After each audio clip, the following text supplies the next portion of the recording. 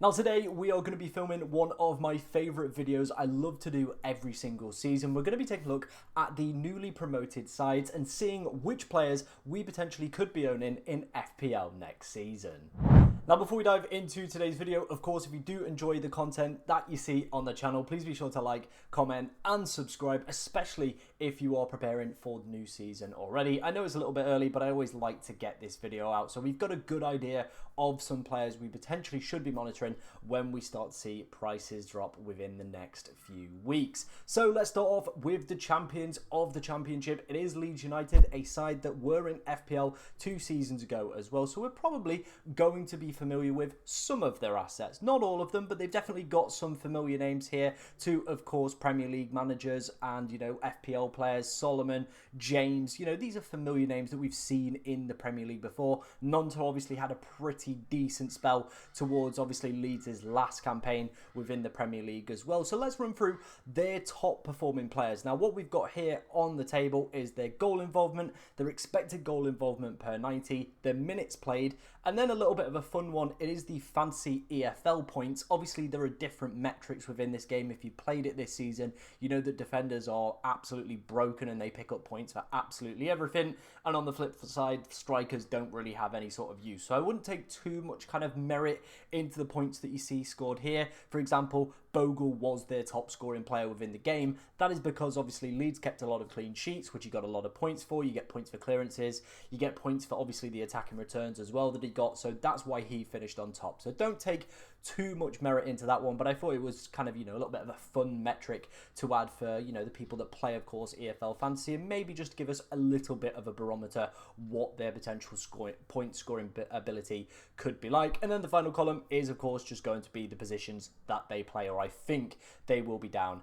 Also to note, the pricing structure as well is I've pretty much guessed what I think their prices could come in at this season. Of course, there are probably 0.5 movements for every single player and maybe a couple positions that I have got wrong, but overall I think I'm pretty confident on what I have selected. So let's first off start off with Joel Perreault, the top scorer in the championship last season with 19 goals. A pretty low tally, to be honest, considering some of the quality we have seen in recent years with the championship, and especially some of their forwards. A lot of them, of course, have gone on to do big things. Obviously Mitrovic, Watkins, to name a few, over the past couple of seasons as well. But this year it was a little bit underwhelming with Joel Perreault. 26 goal involvements in a Leeds side that absolutely bossed and scored plenty of goals across the season doesn't really fill me with excitement, to be honest, as an overall pick. And a lot of Leeds fans I do speak to at work also aren't too thrilled with this. And if you have seen any of the kind of transfer rumours surrounding Leeds United as well, they are also potentially looking at a new forward. Callum Wilson, I think there was an audacious bit of Liam Delap as well thrown in there. I think there was a guy from the Belgian league as well that they're looking at, David something from Union Saint-Gilloise. So it does look like Joel Perreault is probably going to have quite a lot of competition. I've put him at 6 million purely down to the fact that he was the championship leading scorer last season, but he very easily could come in at 5.5. But overall, I'm not too thrilled about his price point, especially considering the fact that Leeds are in the market for other forwards as well. Moving on to kind of the midfield winger areas, you've got Solomon, Gnonto and James. The top pick there for me would, of course, be Solomon or James, to be honest. Obviously, James is contracted to Leeds United next season. Solomon was on loan, but apparently there are talks already underway between Spurs and Leeds United to obviously get him back. As you can see, these two have pretty good underlying data to go along with the decent goal involvements. The problem that I have with these obviously newly promoted wingers, yes, they've obviously smashed it apart in the championship, but both Dan James and Solomon we have seen before in the Premier League. Same with Gnonto, and they didn't really light the world alight. And I think that's the big thing to take away from, obviously, a lot of these players that have been promoted this season is their price points at 5.5. If you think of some of the quality that we've had this season, it is really difficult to argue a case for going for some of these newly promoted sides and players Obviously, if they're going to struggle as well towards the bottom end. But if you think of some of the quality we've had this year at this price bracket, Jacob Murphy, who's had a pretty decent season for a Newcastle side which qualified for the Champions League. We've had Clivert, we've had Semenyo, we had a period where we had Dango Otara as well from Bournemouth, who were all pretty decent options at some point this season across the line. Obviously, the breakout season for Morgan Rogers as well at Aston Villa. And the list just keeps going on and on and on. There are so many good players within that 5.5 million bracket. I do think it is going to be exceptionally hard for me to select any kind of Leeds players outside of that, unless they obviously start the season pretty strong or have very, very favourable fixtures. The final two players I want to talk about is Tanaka, obviously a more defensive-minded midfielder. The only reason that I've included him on here is if there are any potential changes to the point-scoring metrics. Say, for example, if ball recoveries get added to the game, he, of course, could be a decent option for that route. But unless they, but if they don't, then he's definitely not going to be a player I would be looking at. Bogle as well. Obviously, a lot of people raving about him potentially being an FPL option. I think he'll come in at that 4.5 million price bracket, but I think it's going to be the same situation as we saw with Leif Davis coming into the Premier League last season, where he got 23 goal involvements in the championship. A record-breaking campaign for him. A record-breaking, obviously, defender goal involvements as well within the championship, and then delivered 4 attacking returns and didn't even break the 100-point mark. That is the problem with these newly promoted sides and the bonus point kind of scoring system within the game itself, is you're not going to get enough points from them from those attacking returns, because as soon as they lose the clean sheet, that's pretty much it. They're not going to be seeing a bonus points. That's the way it's kind of worked this season. Again, unless there are tweaks towards that bonus point system, it's probably not really going to be worth looking at any defenders, again, from any of these newly promoted sides. And again, we've had a plethora of high-quality 4.5 million defenders this season as well. Livramento, Lewis Hall from Newcastle United, all pretty decent. Gahey had a pretty decent campaign. Mitchell as well from Crystal Palace. Again, the list just keeps going on and on and on. Mikolenkovic, Wan-Bissaka had a pretty decent end to the campaign as well. There are so many better options within the 4.5 that I think unless Leeds have a pretty decent fixture run at the start of the campaign, I'm probably not going to be looking towards any of their players in my personal opinion. Let's move on then to second place, Burnley, obviously coming up with one of the best defensive records in the Championship, and it's one of the best records that has ever been seen in the Championship as well.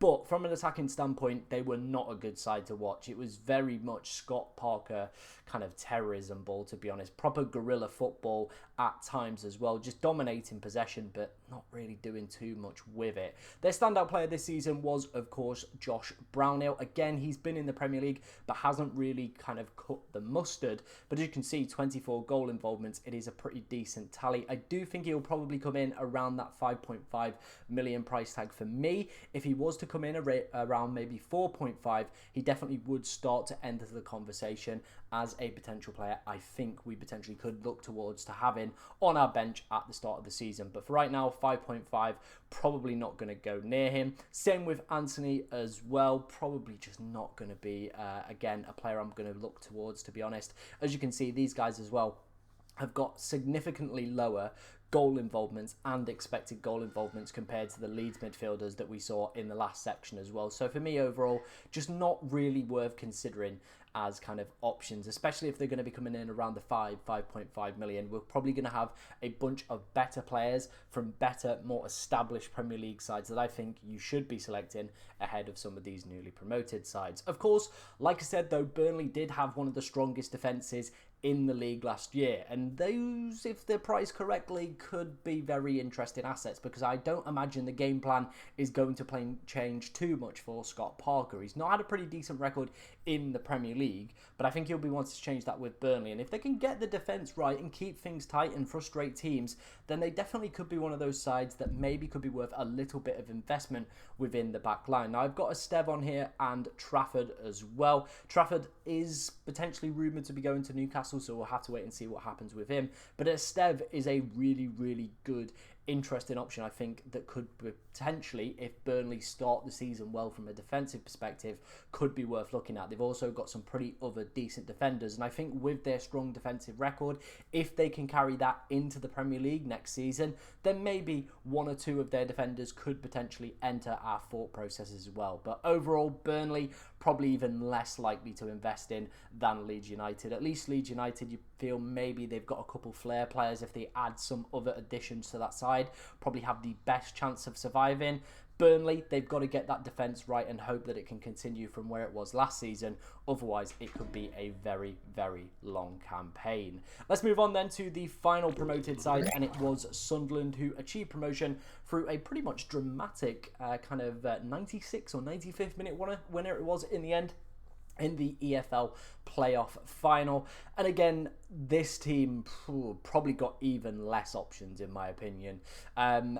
You can just kind of see it from the underlying data and the goal involvements overall, to be honest. I think unless you're a Sunderland fan, you're probably not going to be looking to invest in this side, unless they do, of course, have a pretty big window, or they really undervalue some of their picks, and maybe we find a cheap hidden gem within here. But let's start off with the two forwards then. Maeda, who of course scored in the playoff final, 13 goal involvements for him. Minutes were a little bit dicey, but not bad underlying data considering the reduced minutes he did have with those 13 goal involvements. I think that is the one benefit of this Sunderland side, is a lot of the players are very young and still could improve massively. So if they do come in cheap, and of course Sunderland maybe shock a few people, that could be an interesting area to look at. Isidore as well was the other forward. I watched him play live this season against Middlesbrough, and I think he's pretty much a donkey. I probably wouldn't be looking to go near him. Again, unless these sides get a decent run at the start of the season or double game weeks, which we had a few seasons ago with Carlton Morris, I just don't think I would probably look at either of these forwards. Maybe if they price Maeda a little bit incorrectly, maybe at 4.5 could be a decent bench fodder option. But other than that, I probably would not be looking at those two strikers. Hume, again, fits into the very same category of Jayden Bogle. The attacking data is decent in the Championship. 0.23 XGI per 90 is decent for a defender. 9 goal involvements as well is very, very good. The only way I think he does end up in my side, though, is if he is priced at 4 million. If he comes in at 4.5, like I said, we're going to have a plethora of high-quality players that play for better oppositions, that have higher chance of keeping clean sheets than Sunderland this season. So again, unless he is priced at 4 million, I just don't think he is going to be an option for me personally. The final one, maybe I think I could see this guy having quite a few people select him within their team purely because of the name. If you're a little bit of a casual, maybe you might select him. It is Joe Bellingham. Now, there are rumours that he could be kind of following in his brother's footsteps and heading over to Germany with Dortmund, but we will have to wait and see on that one. But the worrying sign I would say on this is look at that XGI. 7 goal involvements, but 0.14 is pretty dismal, to be honest. And yeah, I don't think I personally, again, go near Joe Bellingham unless he is priced at 4.5 million. But I think with the name that he is, I definitely could see the FPL Towers probably pricing him at 5.5. And at that price, just not going to be worth it in my personal opinion. Let me know about all the newly promoted players. Were there any that I potentially missed as well? Get them in the comments. Of course, if you enjoyed this or any of the content that you see on the channel, please be sure to like, comment and subscribe. And thank you very much for watching.